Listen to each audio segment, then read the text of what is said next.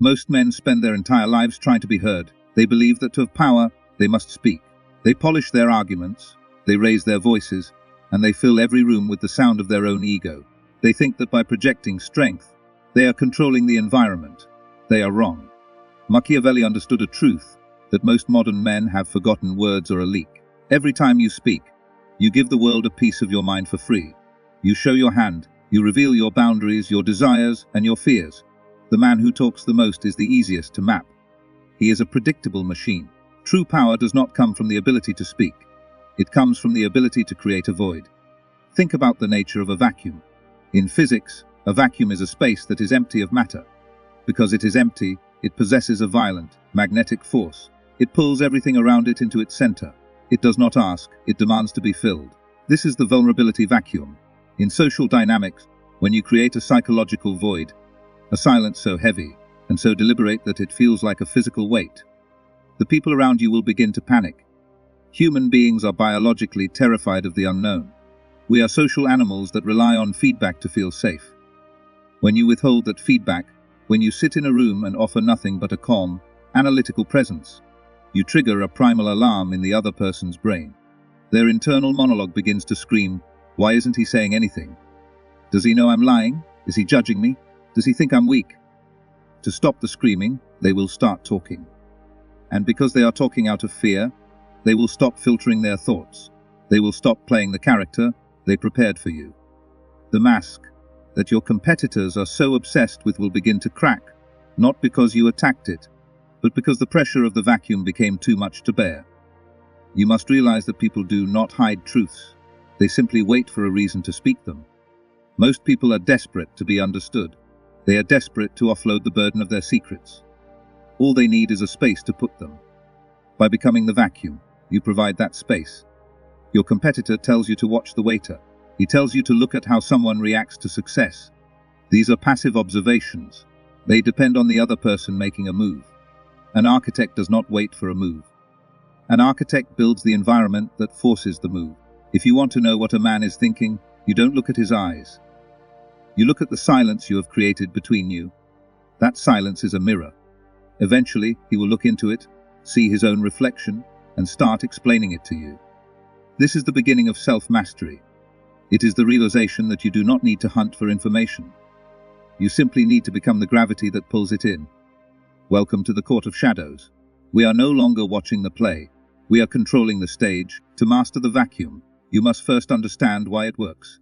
It is not a trick. It is a confrontation with human nature. Every person you meet is walking through life with an internal pressure cooker of thoughts, insecurities, and hidden agendas. Social interaction usually acts as a release valve. We talk to feel normal. We small talk to feel safe. When you remove the release valve, the pressure builds. This is what we call the foundation of the void. The human brain is a pattern-seeking machine. It hates incompleteness. If you see a circle with a small gap in it, your brain tries to close that gap. The same happens in a conversation. A conversation is a rhythmic dance of give and take. You speak, I nod. I speak, you smile. This rhythm creates a sense of social safety. It tells both parties, everything is fine. We are both following the rules. But the architect of the vacuum does not follow the rules. He breaks the rhythm. When you break the rhythm, you enter the territory of the uncanny valley of socializing. By being physically present, but psychologically empty, you create a tension that the other person feels in their chest. This isn't just a metaphor, it is a physiological response. Their heart rate will slightly increase. Their palms might get damp. They feel the void. And the human ego cannot tolerate a void. Why? Because the ego is built on external validation. The ego needs to know where it stands. Am I better than him? Does he like me? Is he a threat? When you offer a blank slate, a face that is calm, observational, and slightly mysterious, the other person has nothing to bounce their ego off of. They are shouting into a canyon and hearing no echo. This leads to a phenomenon known as projective identification. Because you aren't giving them any information about what you are thinking, they will start to project their own deepest fears onto you. If they are an embezzler, they will assume your silence means you are onto them. If they are insecure about their intelligence, they will assume your silence means you think they are stupid. They are no longer talking to you. They are talking to the demon they have projected onto your silence. This is the difference between a listener and a vacuum. A listener is active. a listener says, "Tell me more," or "I understand." While listening is good, it is still a form of feedback. It tells the speaker that they are doing a good job.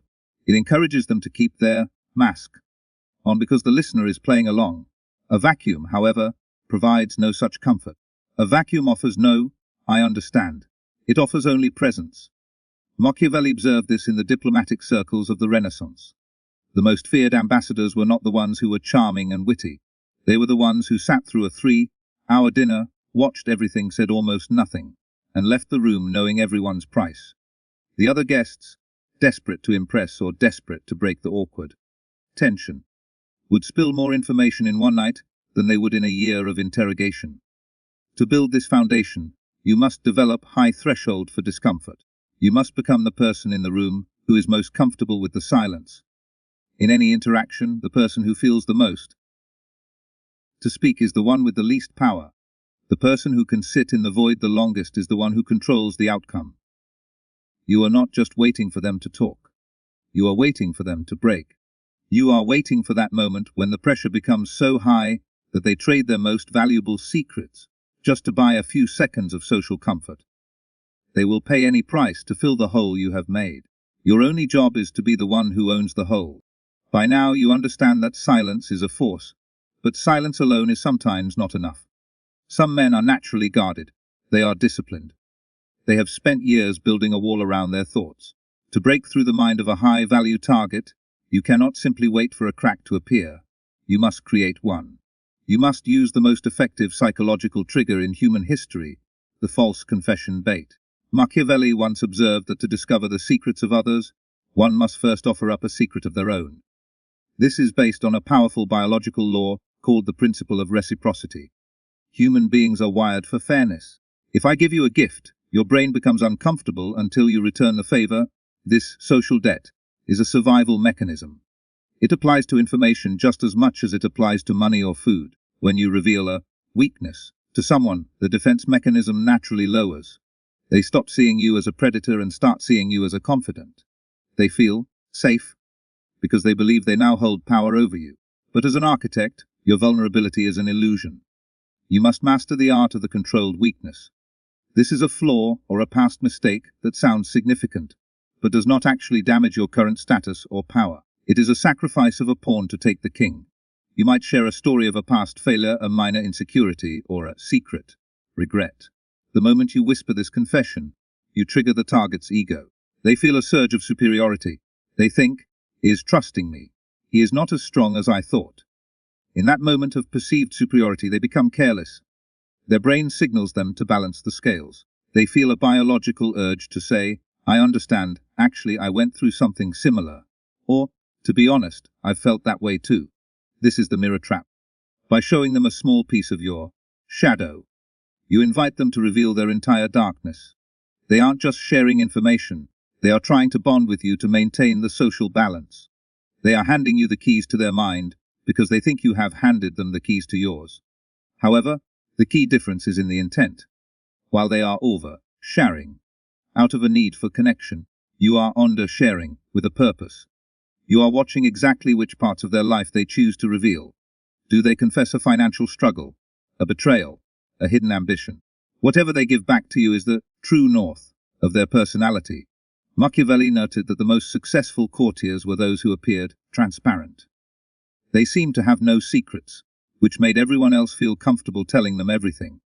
A man who appears too perfect is suspicious. A man who appears slightly flawed is approachable. You must realize that being innocent is a liability, but appearing innocent is an asset. Your false confession acts as a sedative for the other person's suspicion. Once the sedative kicks in, the vacuum becomes even more effective. You have lowered their guard with a lie so that you can extract the truth. In the world of self-mastery, you never give anything away for free. Every weakness you show is a calculated move to gain a position of strength. You aren't losing, you are simply investing in a future where you know exactly how to handle the person standing in front of you. The strongest lock is the one that thinks it has already been opened. Now that you have baited the conversation with a false confession, you have opened the door. But opening the door is not enough. You must force the target to walk through it. This is where most men fail. They ask a question, get an answer, and then immediately move to the next topic. They are too fast. They are too eager to keep the conversation comfortable. The architect does the opposite. He uses a technique called the 4-second echo. In professional interrogation and high-level negotiation, there is a golden rule: the most valuable information is never in the first answer. The first answer is the prepared answer. It is the lie, the half-truth, or the social script that the person has practiced in their head. To get to the truth, you must bypass the script. You do this by creating a pressure gap. Here is the mechanical breakdown. When you ask a person a question and they finish speaking, instead of replying, you simply wait. You maintain steady, calm eye contact. You don't frown, and you don't smile. You just remain present. You count to 4 in your head. 1, 2, 3, 4.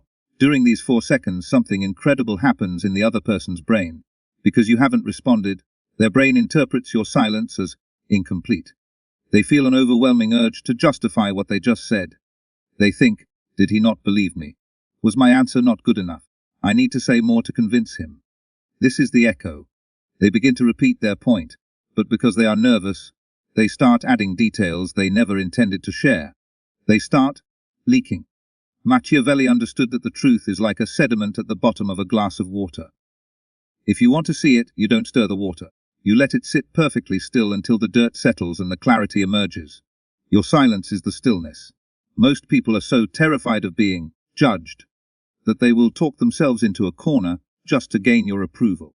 They will reveal their motives, their hidden partners, and their secret doubts. They are trying to fill the vacuum you have created, but they are doing it with the very ammunition you need to defeat them.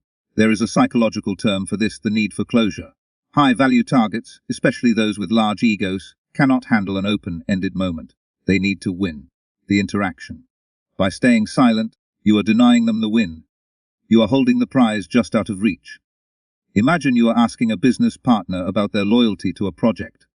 They give you a rehearsed speech about teamwork and vision. If you nod and move on, you have learned nothing.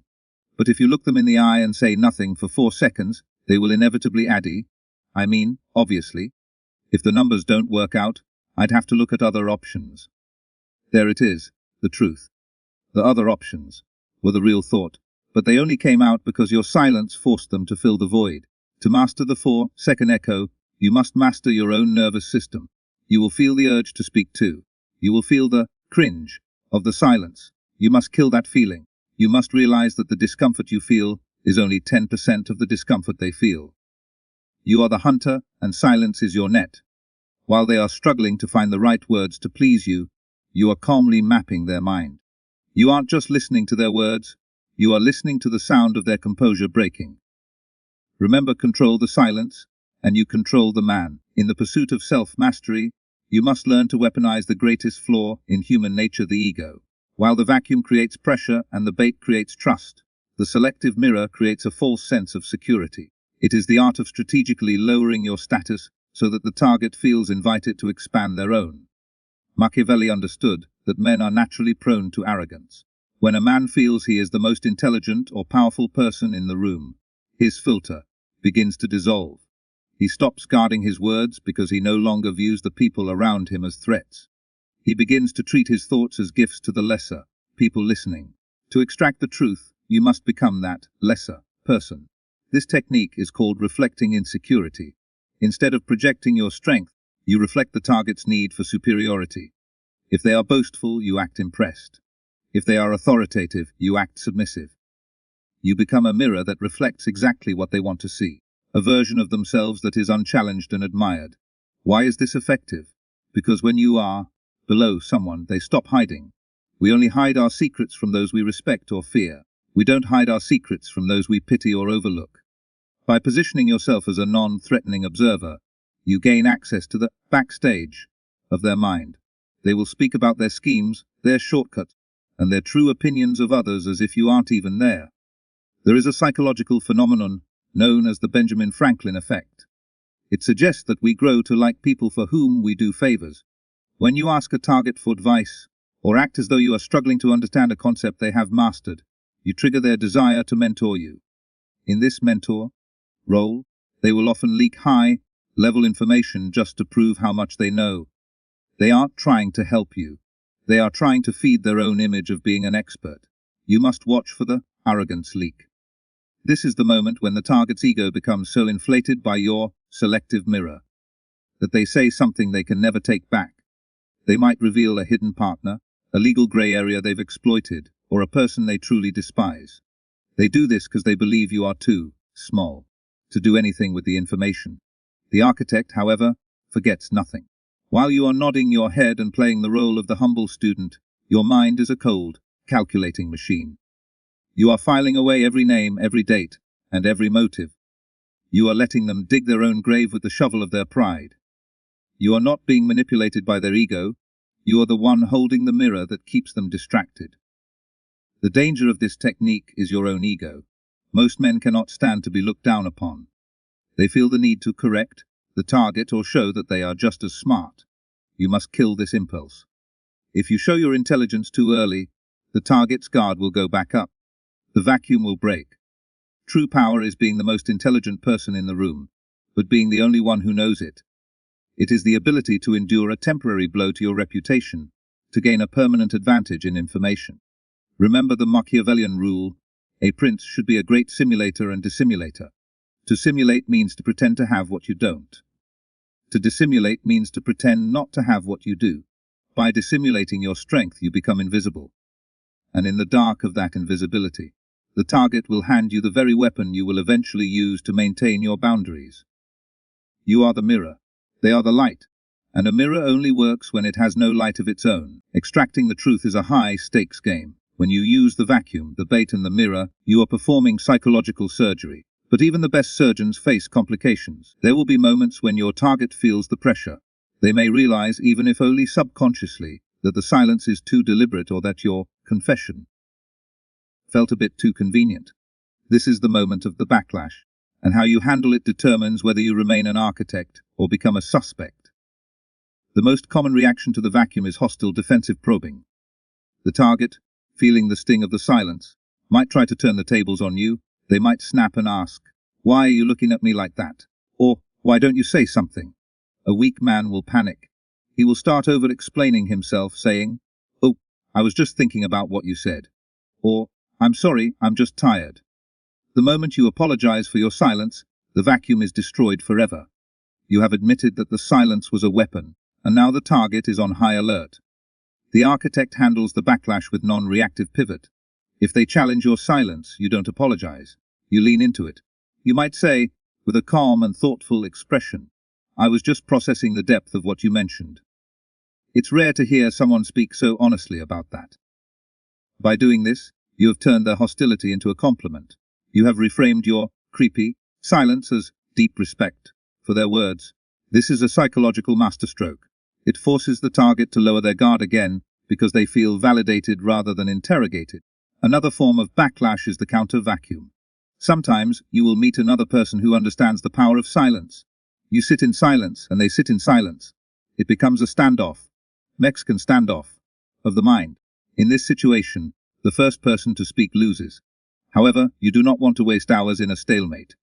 The strategy here is the pattern interrupt. You break the silence yourself, but not with a statement. You break it with a physical movement or a mundane, off-topic question. You might stand up to pour a glass of water, or ask, "Does the air in here feel a bit heavy to you?" This resets the psychological clock. It breaks their concentration. While they are recalibrating to your new movement, you immediately re-establish the vacuum. You catch them in the transition phase where their defenses are momentarily disorganized. You must also learn the invisible exit. The most dangerous part of extracting secrets is the morning after effect. After someone has overshared with you in the vacuum, they will eventually go home and regret it. They will feel a vulnerability hangover. They might start to resent you or fear you because you know too much. To prevent this, you must shield the vacuum before the interaction ends. You do this by sharing a small, genuine but safe piece of common ground. Make them feel that the interaction was a mutual exchange of souls, even if it was a one-sided extraction. Leave them with the impression that you are an ally who protects their secrets, not a judge who collects them. Machiavelli warned that a prince must never appear to be a conspirator. Your influence must be invisible. If people know you are a master of psychology, they will stop talking to you. If they think you are just a great listener, or a deep thinker. They will open every door for you. Self-mastery means knowing how to hold the knife, but it also means knowing how to hide it behind your back until it is truly needed. You are not there to win an argument. You are there to win the environment. Navigating the backlash is about maintaining the illusion of normalcy while you operate in the shadows. If the target never realizes they were tested, you have truly mastered the vacuum.